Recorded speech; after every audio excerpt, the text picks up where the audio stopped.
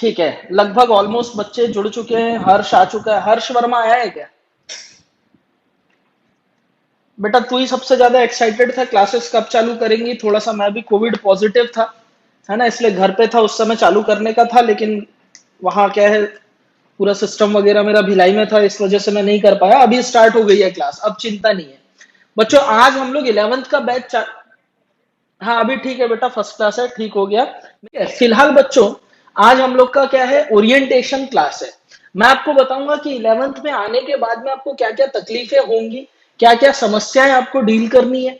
एक तो इस एज में आप, एक एज में आप जब कदम रखें, इस टाइम पे आप डिसाइड करना होगा, या तो मैं कार्टून देख लूं या तो मैं न्यूज देख लूं, दोनों में इंटरेस्ट रहेगा। आप अब बड़े हो चुके हैं, या आप अब बड़े होने के रास्ते पे आ चुके हैं, 1 से 2 साल बाद आप शायद वोट भी डालने लग जाए, ठीक है कि नहीं?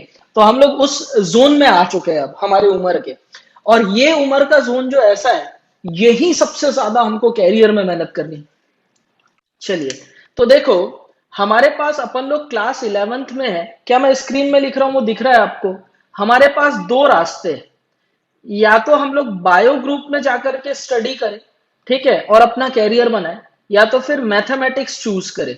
यहां पर बायो वाले बच्चे भी होंगे, मैथ्स वाले बच्चे भी होंगे।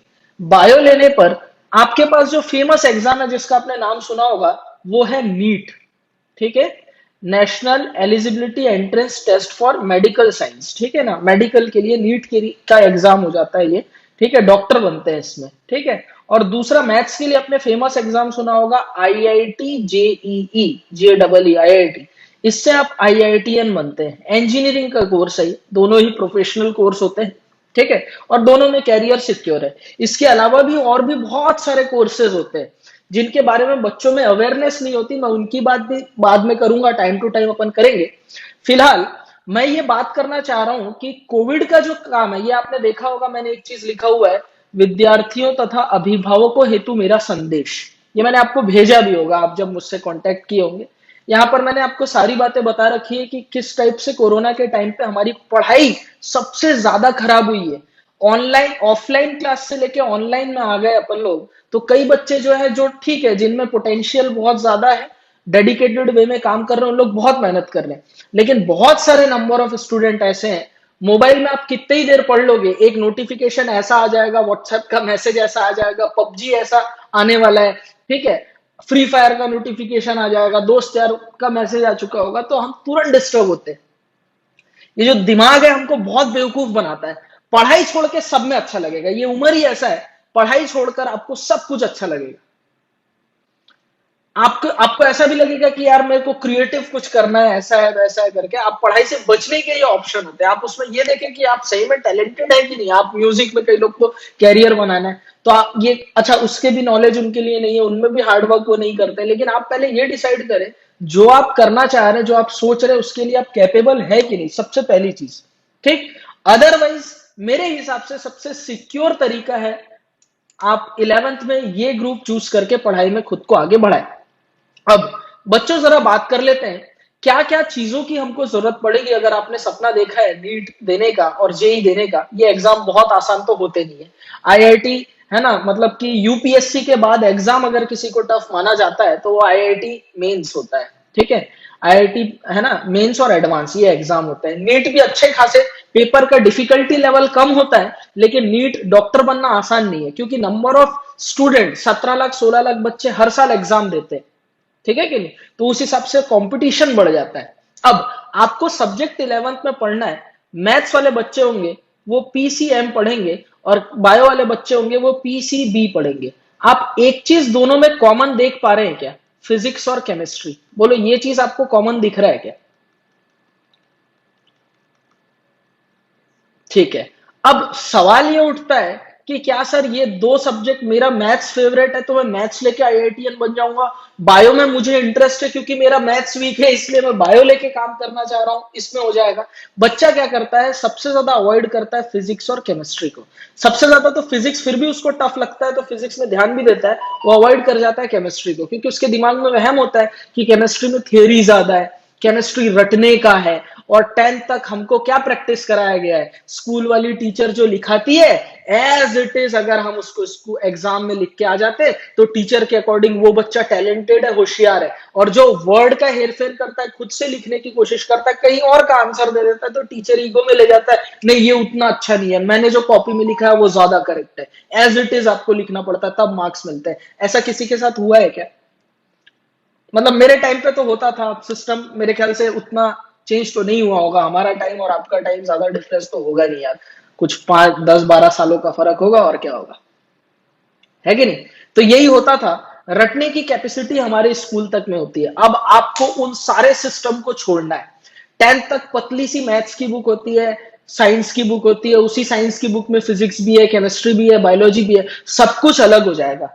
मतलब मेरे को अच्छे से याद है, मैं ना बुक का साइज देख देख के डर गया था। मतलब कितने टाइम्स ये सिलेबस हो जाएगा ना, कितने गुना हो जाएगा, आप अंदाजा नहीं लगा सकते। मतलब कि आप 10th तक जो पढ़ते थे, 4 to 5 टाइम्स भी नहीं, उससे कई गुना ज्यादा आपका सिलेबस होने वाला है। डरा नहीं रहा हूं, सच बोल रहा हूं, कितना टाइम्स आपका सिलेबस बढ़ चुका होगा। ठीक है, एक ये सबसे बड़ा दिक्कत आपके सामने आएगा। ठीक है, बोलो आवाज ये समझ में आ रही है मेरी बात जो मैं बोलना चाह रहा हूं?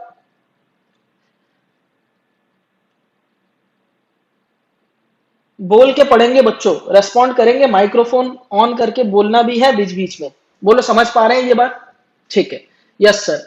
अब देखो, फिजिक्स और केमिस्ट्री आपको अलग तरीके से अब पढ़ना पड़ेगा, आपको प्लानिंग करनी पड़ेगी, स्ट्रेटेजी डेवलप करना पड़ेगा। और मैं जब 11th में था ना, तो मैं 11th में ये चीज क्या होता है, कोई बच्चा अगर जल्दी से अडॉप्ट कर ले, वो मेन स्ट्रीम में आ जाता है, फिर उसका 12th भी बढ़िया होता है और कॉम्पिटेटिव एग्जाम की तैयारी भी अच्छी हो जाती है। तो जल्दी से अडॉप्ट करना है सब्जेक्टिव अप्रोच को, ऑब्जेक्टिव अप्रोच को, लिखने की हैबिट बढ़ानी है, प्रैक्टिस की हैबिट बढ़ानी है, स्टडी प्लान चेंज करना है ना, ज्यादा से ज्यादा टाइम आपको पढ़ाई में देना है। तो ये जितना जल्दी बच्चा इसको अपने में ले आता है, अडॉप्ट कर लेता है, वो बच्चा वही मैच जीतता है।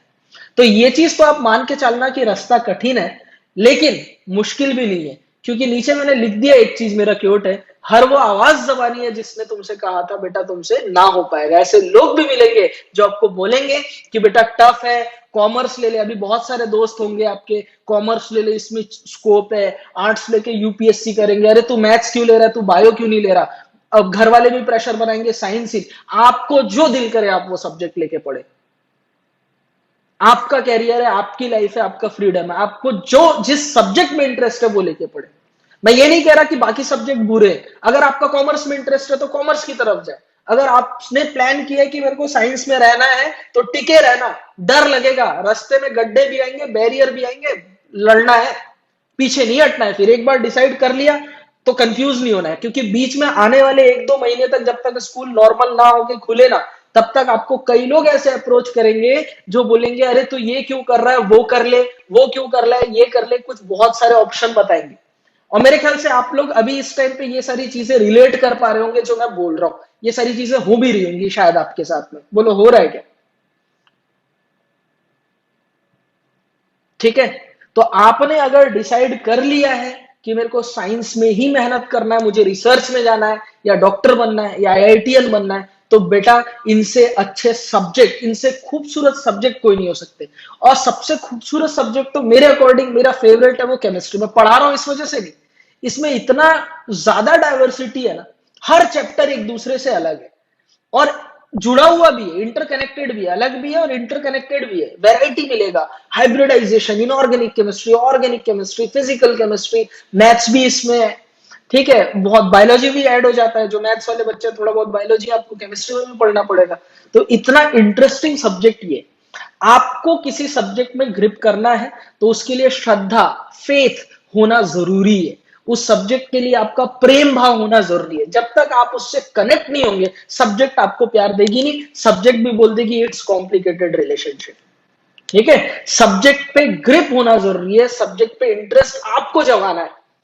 थोड़ा बहुत मेरा कंट्रीब्यूशन रहेगा, नो डाउट। मैं तो इतनी इंटरेस्टिंग कर दूंगा आपकी केमिस्ट्री, और इतने मीम्स, इतने मटेरियल, इतनी चीजें मैं डाल दूंगा। रटने का जहां दिक्कत आएगा, मैं फेमस हूं भिलाई में जुगाड़ के लिए।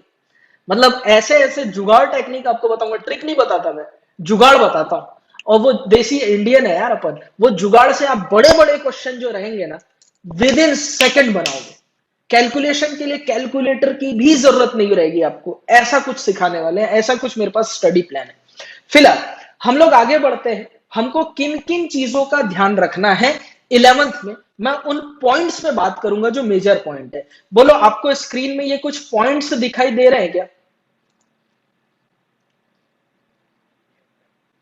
ठीक है, तो आप ना ये एक काम करना, पट से स्क्रीनशॉट ले लेना, ये जो स्क्रीन आपको दिख रहा है ये 6 पॉइंट का, फिर मैं इस पे बात करता हूं, एक एक करके इन पॉइंट्स को समझेंगे, पढ़ाऊंगा भी आज, ऐसा भी नहीं है कि यही सब बात करने वाले हैं, सब्जेक्ट भी पढ़ेंगे, लेकिन ये सब बात करना भी जरूरी है, ये भी एक पार्ट है।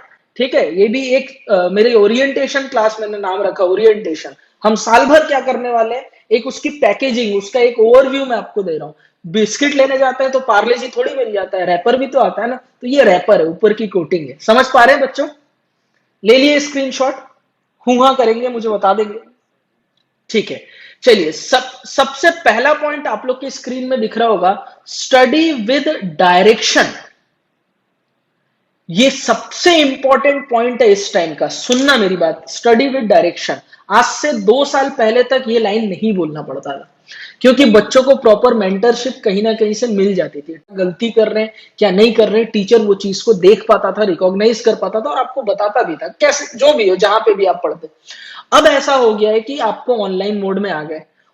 क्या होता है ना, आज आप एक टीचर से जुड़ गए, सपोज कोई फलाना एकेडमी है, वहां से आप पढ़ रहे हैं, 2 दिन बाद आप टीवी में किसी और का ऐड देख लिए, ठीक है, कोई नया टाइप का आपने कोचिंग का नाम सुन लिया, अरे यार यहाँ कुछ जादू हो जा रहा है यार, तीसरे दिन नहीं वहां मजा नहीं आया, चौथे दिन बोलेंगे नहीं यार मेरे को घर के पास में एक होम ट्यूशन है, मेरे भैया जाते थे वहां जाएंगे। ऐसे करके ना आप मेंटरशिप बदलते बदलते ना अपना टाइम वेस्ट कर चुके होते, एक डायरेक्शन नहीं है आपकी पढ़ाई में, या फिर सोचते यार यहाँ इतनी फीस है वहां उतनी फीस है, क्यों फीस देना, हम यूट्यूब में लाइव क्लास किसी से ज्वाइन कर लेते हैं, तो यूट्यूब में लाइव क्लासेस में होता क्या है, कुछ क्लासेस प्रॉपर वे में रहते हैं, सब्सक्राइबर बैंक बढ़ा, उसके बाद फिर आप उनको कोई लेना देना नहीं है, ऐसा भी होता है, मैं बुराई किसी टीचर की नहीं कर रहा, लेकिन हाँ कहीं ना कहीं विदाउट डायरेक्शन हम मेहनत कर रहे होते हैं, अंधेरे में तीर चला रहे होते हैं, तो ये सबसे बुरा डिसीजन है बच्चे के लिए, खासकर जो क्लास 11th में, क्योंकि वो अभी नया नया उसको सब्जेक्ट सीखना है, तो एक प्रॉपर डायरेक्शन का होना बहुत जरूरी है। आप कहीं भी जुड़े,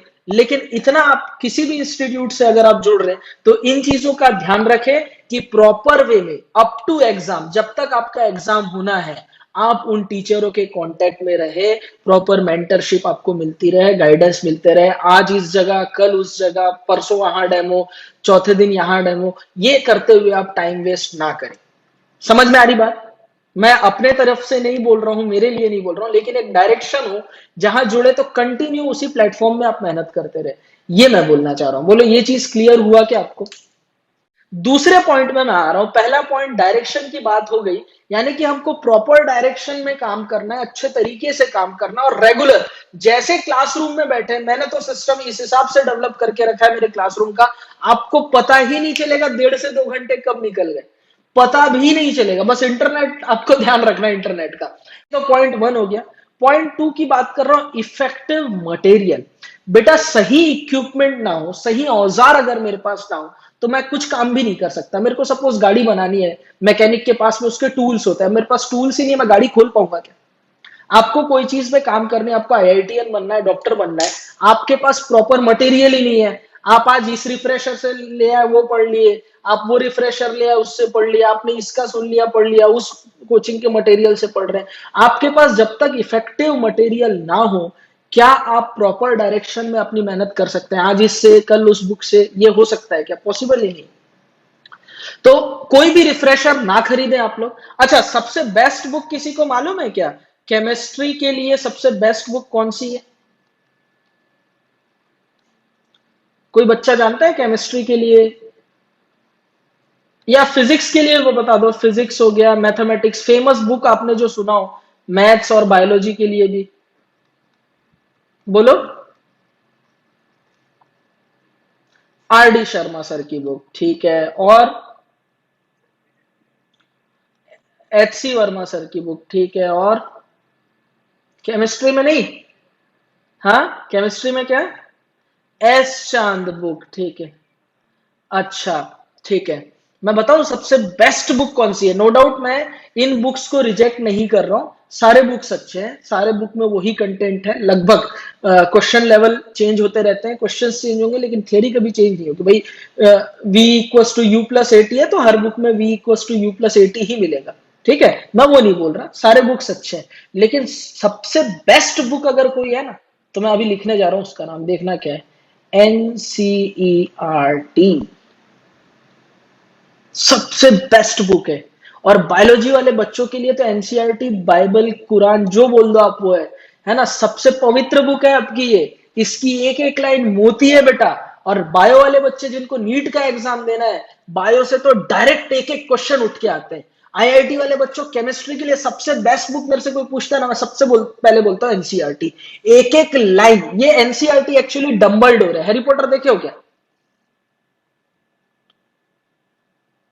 हाँ, हैरी पॉटर में वो डंबलडोर रहता है ना, कम बोलता है लेकिन हैरी पॉटर को ज्यादा हिंट दे देता है। ठीक वैसे ही एनसीईआरटी है, कम बोलेगा, ज्यादा बात नहीं करेगा, लेकिन उसके एक लाइन में इतनी सारी बातें छुपी हुई है ना, आप सोच भी नहीं सकते। तो हमारा सिलेबस एनसीईआरटी बेस्ड है, नॉट एनसीईआरटी। एनसीईआरटी के लाइंस को निकाल निकाल के उठा उठा के उसका सर्जिकल स्ट्राइक करना है। उसमें जो भी एग्जाम्पल्स दिए सिर्फ वही याद करना, बाकी बुक्स में और भी एग्जाम्पल होंगे। एनसीईआरटी में जो दिया है एटलीस्ट उतना तो मैं करके जाऊंगा।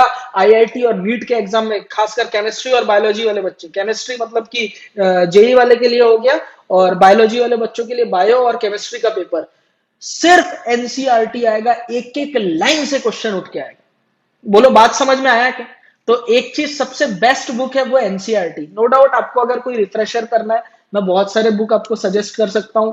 आप अगर भिलाई में होंगे तो यहाँ से लाइब्रेरी से, मेरे यहाँ से कलेक्ट कर सकते हैं कार्ड बनवा के। अदरवाइज आप जिस जगह में रहेंगे वहां से आप इनको परचेस कर सकते हैं। ऑनलाइन मोड भी आ गया, जो भी आपको अगर रिफ्रेशर की जरूरत होती है तो। ठीक है। अब वैसे तो मेरे पास जो बच्चे पढ़ते हैं उनको तो रिफ्रेशर की जरूरत ही नहीं पड़ती। क्यों? वो वाई द फ्लैश एकेडमी, इस पर मैं बात करूंगा। मटेरियल मैं खुद ही देता हूं, और वो मटेरियल किस टाइप का होता है, क्या होता है, उन पर बात करूंगा। तो एक चीज मेरे को क्लियर हो गया कि जिस भी टीचर से जुड़े प्रॉपर डायरेक्शन में काम करना है, पहली चीज। दूसरी चीज मुझे पता चल गया कि एनसीईआरटी बेस्ट बुक है। मुझे तो एटलीस्ट केमिस्ट्री के लिए, फिजिक्स के लिए भी, फिजिक्स का भी शुरुआत जब आप करें तो एनसीईआरटी से ही करें, और एटलीस्ट केमिस्ट्री के लिए तो एक बुक को मेरे को आखिरी एग्जाम तक, यानी कि जेई नीट के एग्जाम तक, आप बोर्ड्स पहले दे चुके होंगे 12th का, और जेई नीट के एग्जाम तक एक बुक है जिसपे मेरे को मेहनत लगातार करना, उसको छोड़ना नहीं है। हाँ, बाकी बुक हाथ लगाऊंगा अलग बात है, लेकिन एक बुक ऐसा है जिसके सारे क्वेश्चन बनाने, जिसके सारे एग्जाम्पल रीड करने, जिसको अच्छे से कवर करना, वो कौन सी है? बोलो, बोल के पढ़ना है। एनसीईआरटी। राधे देख के बैठे हो क्या? टेंशन में रेस्पॉन्ड करके पढ़ना है, सदमे में नहीं जाना है। ठीक है, चलिए। अब सेकंड पॉइंट क्लियर हो गया जब एनसीईआरटी का, तो मैं थर्ड पॉइंट की तरफ आता हूं, subjective plus objective approach. Sir ये सब्जेक्टिव क्या है और सर ये ऑब्जेक्टिव क्या है? बच्चों, सब्जेक्टिव मतलब कि आप अभी क्लास 11, 1.5 से 2 साल आप 11th और 12th की स्टडी करेंगे, तो आपको पेपर लिखना पड़ेगा, मैम सप्लीमेंट्री ये वाला साउंड सुनना पड़ेगा। ठीक है, और आप क्या करेंगे, लिख लिख के राइटिंग हैबिट्स रखते हैं। लेकिन वहीं जब आप ऑब्जेक्टिव एग्जाम देते हैं, कॉम्पिटिटिव एग्जाम आईआईटी और नीट की, तब ना तो वहां हैंडराइटिंग अच्छी चाहिए, ना तो वहां पे बोर्ड के हिसाब से फुल मार्क्स लिखने, 5 नंबर का क्वेश्चन है तो इतने पॉइंट्स लिखने, वो कोई बाउंडेशन है। वहां सिर्फ और सिर्फ एक ही चीज आपको विनर बनाता है, दो चीज। एक होता है स्पीड, दूसरा होता है एक्यूरेसी। क्या बोला बेटा, बताओ? स्पीड और एक्यूरेसी।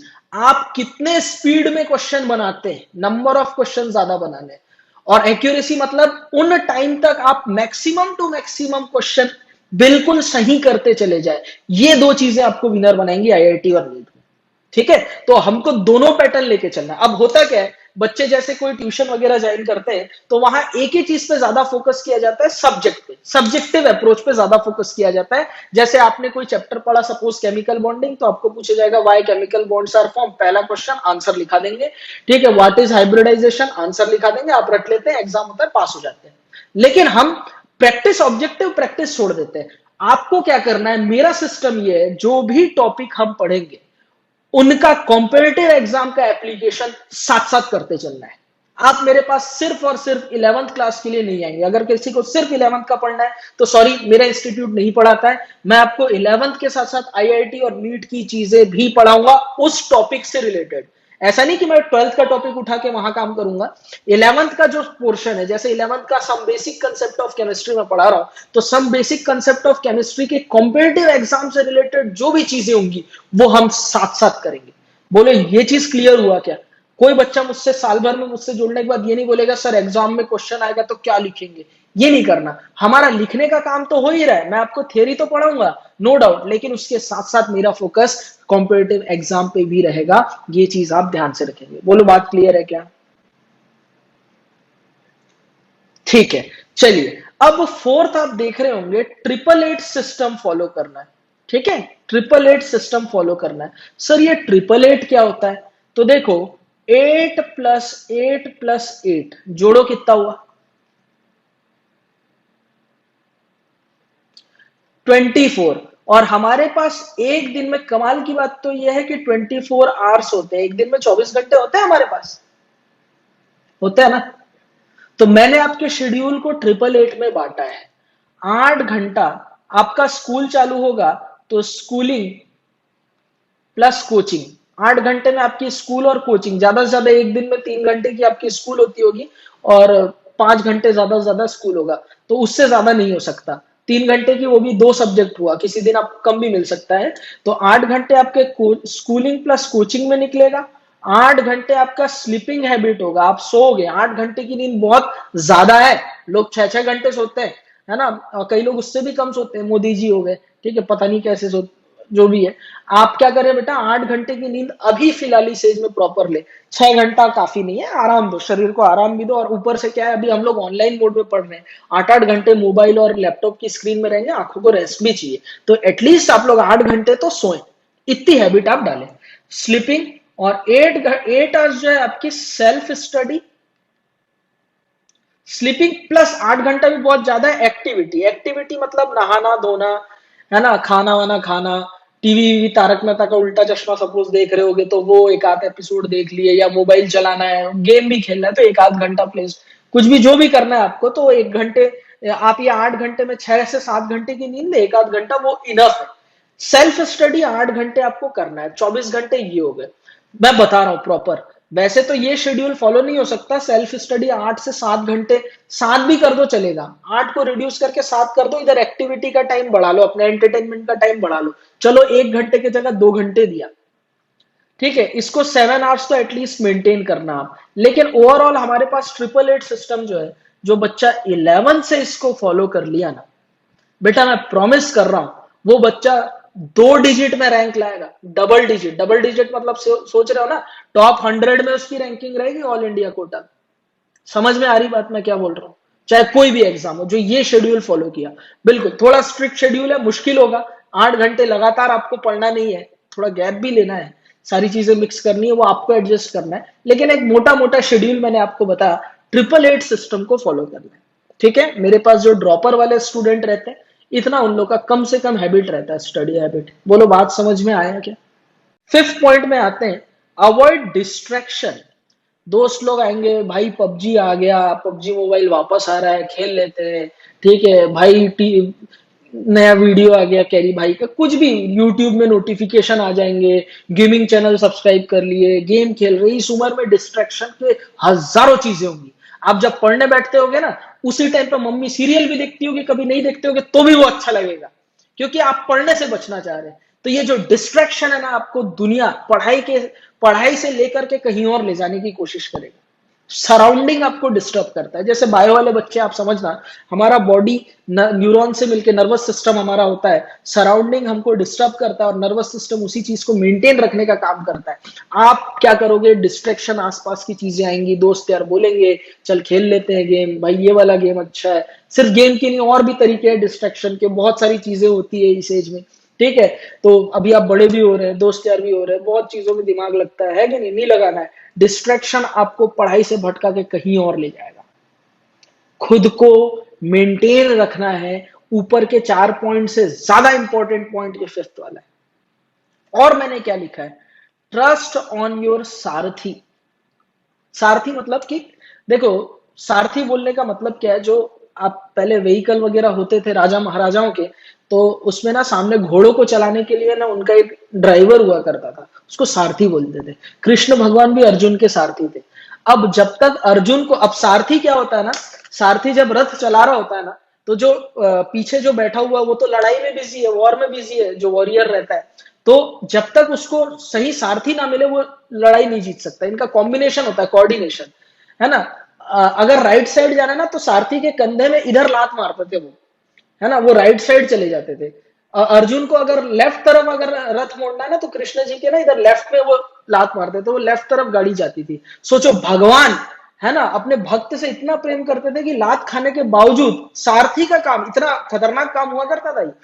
सारथी का काम जो है बहुत खतरनाक काम था, और ऐसे पंचेस खा खा के वो रथ चलाते थे। तो जब तक अर्जुन को उन पे ट्रस्ट नहीं होता, है ना, भगवान पे ट्रस्ट नहीं होता, वो जीत ही नहीं सकते थे। महाभारत सबने आपने देखी होगी, ठीक है, पढ़ा भी होगा। तो ये है कि अपने सारथी पे, अपने मेंटोर पे ट्रस्ट रखो, वो जो बोल रहे हैं अच्छा बोल रहे हैं।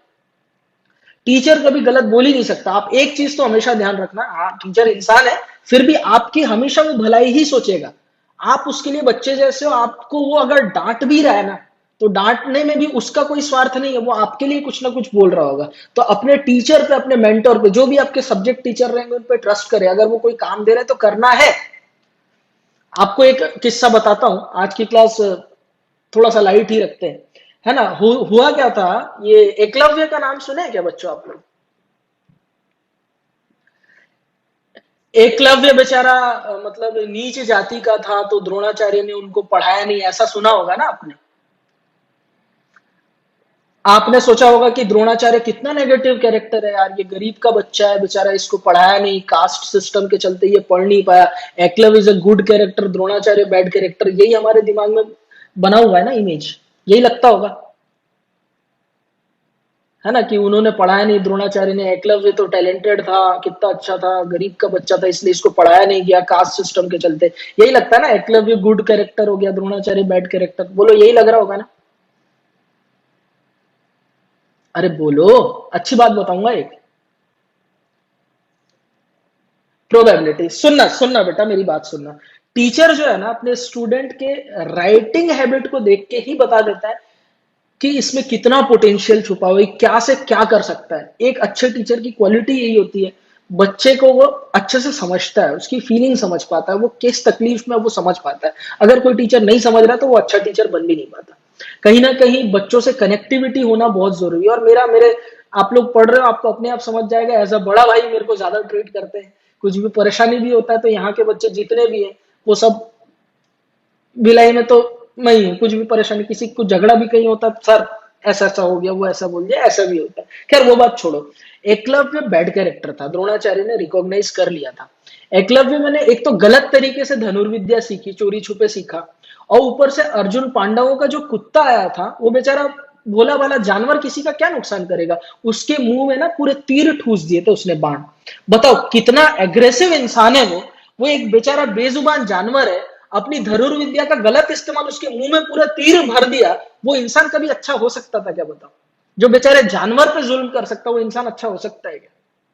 वो बेचारा बेजुबान कुत्ता, वो क्या करने आया था, वो तो अपना काम कर रहा है, भौंक रहा था। एकलव्य ने ना तीर मार मार के उसके मुंह में तीर ठूस दिए। तो टीचर कभी बुरा नहीं हो सकता। द्रोणाचार्य ने ये चीज रिकॉग्नाइज कर लिया था कि ये मेरे से अगर सीख गया तो ये आगे जाके तो कुछ ना कुछ गलत काम, ये तो तबाही मचाएगा। तो इसलिए उन्होंने सिखाने, अब ना बोल देगा वो तो बुरा लग जाएगा, तो उन्होंने एक बहाना, कास्ट सिस्टम का बहाना लेके उसको बोला कि भाई तू ये मैं नहीं सिखा सकता, तू ये ऐसा ऐसा करके, डायरेक्ट मना नहीं कर सकते।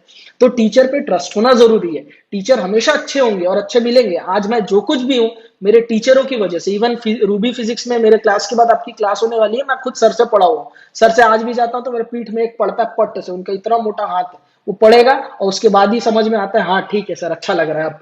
तो टीचर से ना आप जुड़े रहे। अपने जो भी प्रॉब्लम आपको 11th 12th में डेली लाइफ में आ रही है सब्जेक्ट से रिलेटेड, आप उनसे बात करें एटलीस्ट। सर मेरे को दिक्कत हो रहा है, मेरे से नहीं हो रहा है सर, मेरे से क्वेश्चन नहीं बन रहा सर, मेरा पढ़ाई में मन नहीं लग रहा है, सरेंडर कर दो, हाथ पर जोड़, सर मेरे को पढ़ाओ, मैं नहीं जानता, मेरे को कुछ कर दो। ये एक फेथ होना जरूरी है। टीचर अगर आपको डांट भी रहा है, समझा भी रहा है, तो वो आपके लिए, वो क्या लेके जाएगा यार, थोड़ा फीस है, वो फीस कहीं और से भी उसको मिल सकता है। बोलो बात समझ में आ रही है आपको मैं क्या बोलना चाह रहा हूं? तो टीचर पे ट्रस्ट होना जरूरी है, ठीक है, इस चीज का ध्यान रखेंगे। तो बच्चों हम लोग 6 पॉइंट पे आ रहे हैं कि वाई फ्लैश एकेडमी ही क्यों ज्वाइन करना चाहिए। तो ऐसा है बच्चों कि मैं पिछले 7 सालों से मेरा टीचिंग का एक्सपीरियंस रहा है, मेरा टीचिंग कैरियर पिछले 7 साल से मैं पढ़ा रहा हूँ। काफ़ी कम टाइम पहले थोड़े से फाइनेंशियल क्राइसिस थे घर में, तो इस वजह से मैंने टीचिंग प्रोफेशन बहुत पहले से चूज़ किया था और मुझे पसंद भी था। एक्चुअली मुझे ऐसे ऐसे आदर्श टीचर अपने जीवन में मिले जिनको देखकर लगता था कि नहीं यार मुझे ऐसा ही काम करना है, इन्हीं के मार्गदर्शन में चलना है, ऐसे ही काम करते चलना है, इसलिए मैंने टीचिंग प्रोफेशन चुना। खैर, मैं बात करने जा रहा हूँ कि फ्लैश एकेडमी ही क्यों। देखो बच्चों, इस इंस्टीट्यूट में मैं अकेला ऐसा नहीं हूँ जो आपके पीछे काम कर रहा होगा। मेरी डेडिकेटेड टीम दिन रात, चाहे वो मटेरियल की क्वालिटी हो, मटेरियल टाइपिंग से हो, हर चीज़ में प्रॉपर वे में लगी हुई रहती है। चाहे मुझे मेरी भी हेल्प भी ये लोग बहुत करते हैं ताकि मैं क्लासेस टाइम टू टाइम ले पाऊँ। तो इस वे में हम लोग काम कर रहे होते हैं, बिल्कुल डेडिकेटेड वे में। एक चीज़। दूसरी चीज़ मैं बच्चों बात कर रहा हूँ कि आपको मटेरियल कहीं लेने की ज़रूरत नहीं है। मेरा मटेरियल अपने आप में मास्टरपीस है। जो बच्चे मुझसे पहले से पढ़े हुए, आपके हो सकता है भाई बहन भी मुझसे पढ़े होंगे, तो आपको पता होगा उनके पास जो क्वालिटी मटेरियल मिलता है उसमें एनसीईआरटी के सॉल्यूशन दिए हुए हैं, प्रीवियस ईयर के क्वेश्चंस दिए हुए हैं, और टॉपिक वाइज जिस प्लेटफॉर्म में मैं पढ़ा रहा हूँ, जिस तरीके से मैं पढ़ा रहा हूँ, उसका फिल्टर्ड क्वेश्चन आपको मिलेगा। ऐसे नहीं कि एक ही टाइप के क्वेश्चन भरे हुए और आप उन्हें सॉल्व कर रहे हो। क्वालिटी मटेरियल का होना बहुत जरूरी है, वो मैं आपको प्रोवाइड करूंगा। तीसरी चीज, रेगुलर क्लास रहेगी और हमारा सिस्टम अपने आप में इतना कैपेबल है, सक्षम है कि हम आपको साल भर बिना ऑफलाइन क्लास के, यानी ऑनलाइन मोड अगर चलता है, ऑफलाइन क्लास अलग चीज है, उसकी बात बाद में करेंगे इन फ्यूचर। अगर ऑफलाइन क्लासेस स्टार्ट नहीं होती है, ऑनलाइन मोड में हम आपको डेडिकेटेड वे में लगातार प्रॉपर क्वालिटी एजुकेशन प्रोवाइड कर सकते हैं विद मिनिमम फीस वाला पार्ट जो है हमारा कम से कम रहेगा। मैंने कोशिश की है कि वो पार्ट को बहुत ही मिनिमाइज किया जा सके, उस बारे में भी हमने काम किया हुआ है। लगभग छत्तीसगढ़ में जितने मेडिकल कॉलेजेस हैं, जितने इंजीनियरिंग कॉलेज हैं, इवन पूरे इंडिया में लगभग जो भी बड़े रेपुटेड मेडिकल कॉलेज हैं, वहाँ मेरे स्टूडेंट लगभग हैं। हर जगह मेरे स्टूडेंट हैं। मेरा रिजल्ट जो है हमारे वेबसाइट में आप देख सकते हैं www.theflashacademy.com पे, वहाँ आपको सारी चीज़ें मिल जाएंगी। आप मटेरियल वहाँ से डाउनलोड कर सकते हैं। हमारे जो भी फीचर्स हैं, हमारी जो भी फैसिलिटीज़ हैं, वहाँ आपको पता चल जाएगा। फिलहाल मैं आपको ये बात करना चाह रहा हूँ कि मेरे सिलेबस का पैटर्न क्या है। देखो, केमिस्ट्री सब्जेक्ट ऐसा होता है जो इंटरकनेक्टेड होता है एक दूसरे से। अब आपके सब्जेक्ट में वो चीज़ें बिखरी हुई रहती है। जैसे सपोज मैं बात करता हूँ इनऑर्गेनिक केमिस्ट्री की, उसमें रेडॉक्स रिएक्शन हर चैप्टर में लगभग बिखरा हुआ है। तो मैंने क्या किया, पूरे क्वेश्चन रिएक्शंस को एनसीईआरटी से कलेक्ट किया, एक डोज बना के आपको दे दिया। हाइड्रोलिसिस एक टॉपिक है, हाइड्रोलिसिस हर लगभग ब्लॉक केमिस्ट्री में इधर उधर हर जगह दिया हुआ है। मैंने उन सारे चीजों को कलेक्ट किया, एक जगह उठाकर रख दिया। मतलब बिखरे हुए हैं ये सूखे पत्तों की तरह, मैंने उनको समेटा, तो उसमें आग लगा देना। बोलो बात समझ में आ रहा है मैं क्या बोल रहा हूँ? अरे क्लियर हो रही है क्या? तो हमारा स्टडी प्लान इस तरीके का रहता है। और दूसरी चीज, आपका इंटरेस्ट जनरेट होगा तभी आप सब्जेक्ट में कमांड ला पाएंगे। और भिलाई में मैं इस चीज के लिए ही फेमस हूँ कि सब्जेक्ट में ह्यूमर में ऐसे ऐसे डाल दूंगा, आप चाहोगे भी तो उसको भूल नहीं पाओगे, चाहोगे भी तो भूल ना पाओगे। केमिस्ट्री ऐसी सब्जेक्ट है। और बीच बीच में जो है मेरे जुगाड़ जो है, मेरे टेक्निक्स जो है, मैं आपको वो बताऊंगा। ठीक है, तो उससे आपका सब्जेक्ट बहुत इंटरेस्टिंग, बहुत आसान बन जाएगा। फिलहाल मैंने जितनी बातें बोली है आप उसे भी ध्यान ना दें। आप पहले आराम से अंडरस्टैंडिंग क्लासेस फ्लैश एकेडमी में अटेंड करें, फिर डिसाइड करें आपको क्या करना है। अगर आपको लगता है कि आप हमसे जुड़ करके आपको बेनिफिट मिलेगा, हमारा सिस्टम आपके लिए बिल्कुल सही है, तो ही जुड़ें और जुड़ने के बाद बिल्कुल लग जाए। ठीक है, एग्जाम के एक दिन पहले तक हमको लगे रहे। और मैं ईश्वर से प्रार्थना करता हूं कि आप सब स्वस्थ रहें, अच्छे रहें, और ये संकट की जो घड़ियां हैं जल्दी दूर हो जाएंगी और बहुत बढ़िया तरीके से हम लोग पढ़ने वाले हैं। जय हिंद।